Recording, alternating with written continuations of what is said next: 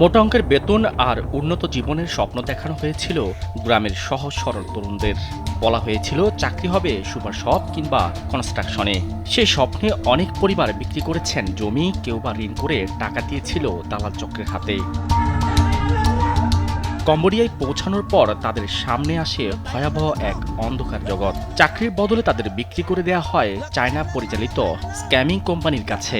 সেখানে বিভিন্ন দেশের মানুষের কাছ থেকে প্রতারণা করে টাকা হাতিয়ে নিতে বাধ্য করা হয় তাদের। রাজি না হলে চালানো হতো শারীরিক ও মানসিক নির্যাতন।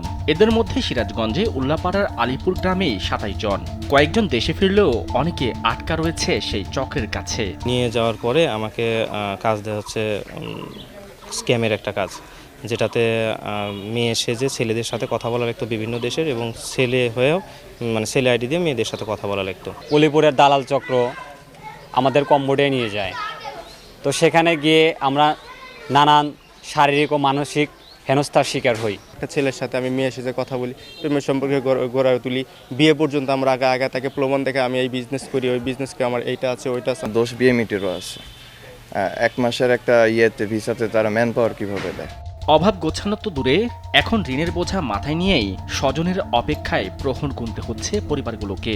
আমার বেটাকে আমি 4.5 লাখ 5 লাখ টাকা দিয়ে আমি বিদেশ পাঠাচ্ছি। আমি জমি যা যে আমার রাহা আসছিল বাবা, আমি সেটার ব্যাগ ধরি নাগা থেকে বাবা, আমি গরু আছে গরু বেঁচে আমি পথের কাঙ্গাল বাবা, আমার কিছুই নেই বাবা। 6 লাখ টাকা কিস্তি টানতে হতো মাসে 50,000 টাকা, আমি দিন কামাই গেলে 500 টাকা, আমি কিভাবে দেবো? আমার ছেলেকে কম্বোডিয়া পাঠাচ্ছিলাম রানার মাধ্যমে, 5 লক্ষ টাকা দিয়ে পাঠাচ্ছিলাম। ছেলে ওখানে তো আসতেও পারতেছে না, ওখানে কোন জায়গায় কী অবস্থায় আছে তাও আমরা জানি না। ঘটনা জানাজানির পর দালাল হাবিবের পরিবারের সদস্যরাও পালিয়ে গেছেন বাড়ি ছেড়ে। দালালের বড় বোনের দাবি, তার ভাই হাবিবের বিদেশের লোক নেয়ার বিষয়ে কিছুই জানা নেই তার। সত্যি জানি না যে এখন লোক বাড়ি পাড়া আসছে, এখন আমরা জানি এই লোকগুলি নিচ্ছে। দালাল চক্রকে ধরতে তৎপরতার কথা জানিয়েছে পুলিশ। আমরা এই ধরনের একটা অভিযোগ পেয়েছি, একজন ব্যক্তি একটা অভিযোগ করেছেন, আমরা বিষয়টা খতিয়ে দেখতেছি।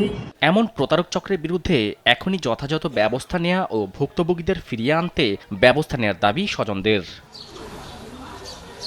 নিউজ ডেস্ক, দেশ টিভি।